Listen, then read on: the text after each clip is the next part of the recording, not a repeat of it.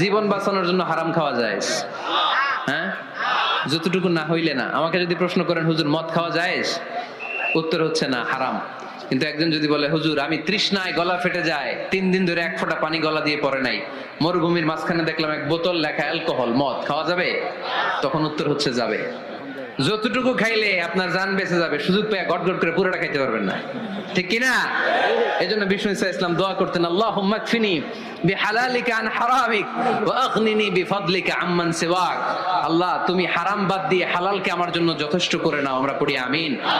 আর তুমি ছাড়া কারো কাছে যেন আমার ফরিয়াদ করতে না হয়, আমাকে তুমি অমুখাপেক্ষী বানিয়ে দাও। চিল্লায় পড়েন আমিন।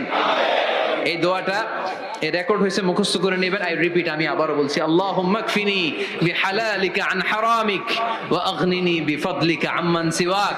আমরা হালাল অবলম্বনের চেষ্টা করব, হালাল খাওয়ার চেষ্টা করব, আর সব সময় এই দোয়াটা করব। রাজি আছেন তো? হারামের সাথে মুসলমানদের কোনো সম্পর্ক না। আওয়াজ করে বলেন, হারামের সাথে আমাদের কোনো সম্পর্ক।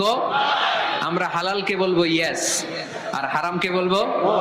আওয়াজ করে উত্তর দেন, হালালকে কি বলবো, হারামকে কি বলবো?